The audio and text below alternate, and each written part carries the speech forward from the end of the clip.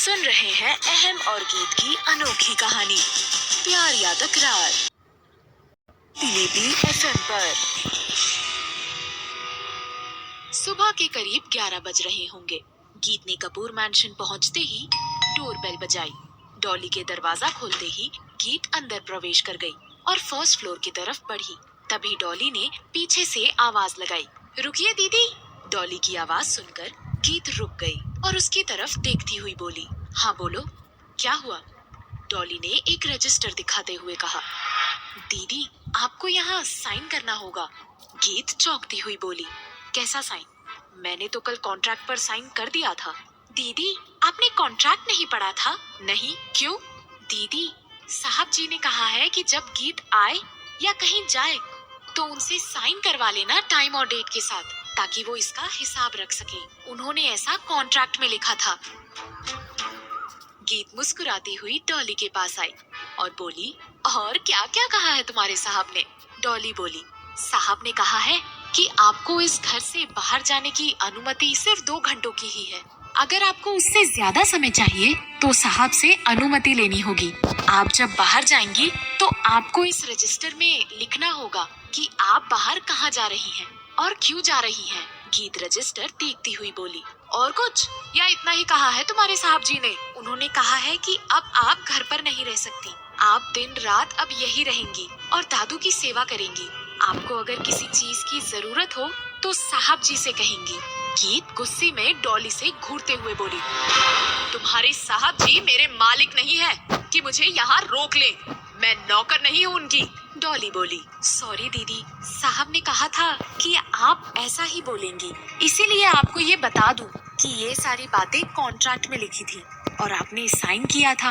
अब अगर आप कॉन्ट्रैक्ट के नियमों को तोड़ती हैं तो वो आपको कॉन्ट्रैक्ट तोड़ने और कंपनी के खिलाफ साजिश रचने के लिए पुलिस के हवाले भी कर सकते हैं। साथ ही ये भी कहा है कि अगर आप फिर भी नहीं मानी तो बस्ती को हटाने का आदेश दे देंगे। गीत गुस्से में बोली, अच्छा ऐसी बातें हैं तो तुम्हारे साहब डायरेक्ट मुझसे आकर क्यों नहीं कहते? डॉली बोली, सॉरी दीदी, मुझे कुछ नहीं पता, आप बस यहाँ साइन कर दीजिए। गीत ने रजिस्टर पर चुपचाप साइन कर दिया और फर्स्ट फ्लोर पर चली गई। वो दादू के कमरे में पहुंची तो देखा दादू वहाँ बैठे टीवी देख रहे थे। दादू गीत को वहाँ देखते ही बोले, क्या हुआ गीत बेटा, नाराज लग रही हो? गीत सोफे पर बैठती हुई बोली, कुछ नहीं दादू, बस कुछ पितृ सत्ता सोच रखने वाले लोगों के बारे में पढ़ रही थी। यही तो दुर्भाग्य है इस देश का बेटा।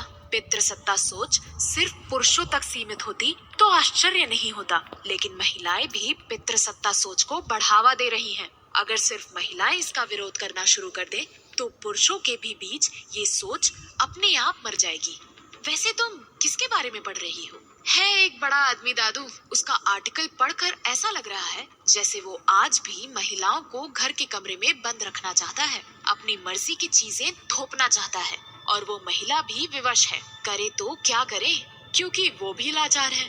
दादू ने रिमोट से टीवी को म्यूट किया और समझाते हुए बोले, महिलाएं कभी लाचार नहीं होती हैं बेटा, बस लाचारी की चादर ओढ़ लेती हैं। लेकिन अगर तुम चाहो तो उस लाचारी की चादर को समेट कर किसी के गले का फंदा बना सकती हो। ये सिर्फ अपने अपने नजरिए की बात है। जो जितना दूर देख पाएगा वो उतना ही इस जिंदगी में आगे जा पाएगा। दादू की इस बात ने गीत के ऊपर जैसे जादू सा कर दिया। वो मन ही मन बोली, दादू का ये सुझाव अच्छा है। अब मैं अहम को बताती हूँ कि गीत कौन सी बला है। उसे नहीं पता कि शेरनी पिंजरे में होकर भी आजाद होती है। उसके चेहरे पर रौनक लौट आई थी।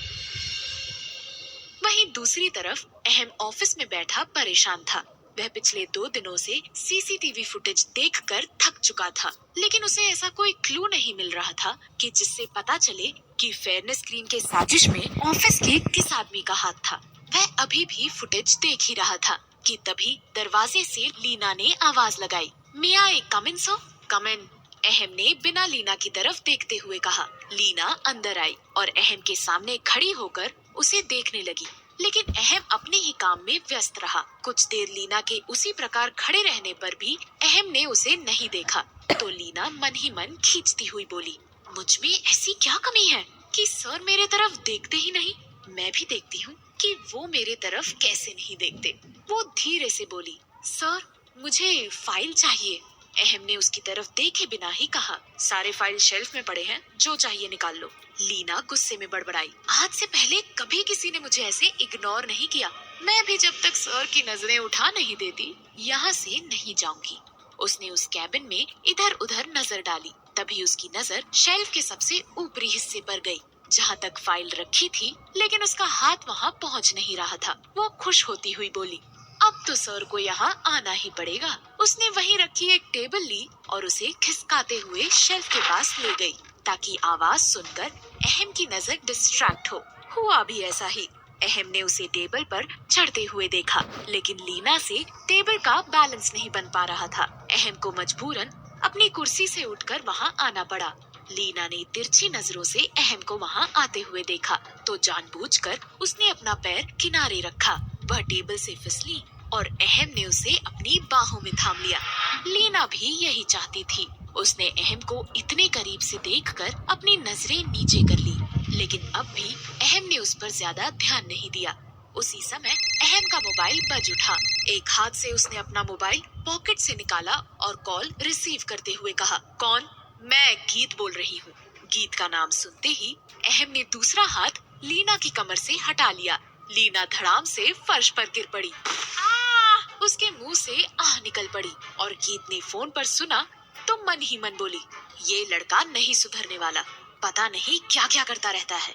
वहीं अहम बिना लीना पर ध्यान दिए अपनी कुर्सी पर जाकर बैठ गया और बोला, हाँ गीत, तुम्हें तो डॉली ने सारे रूल समझा दिए ना?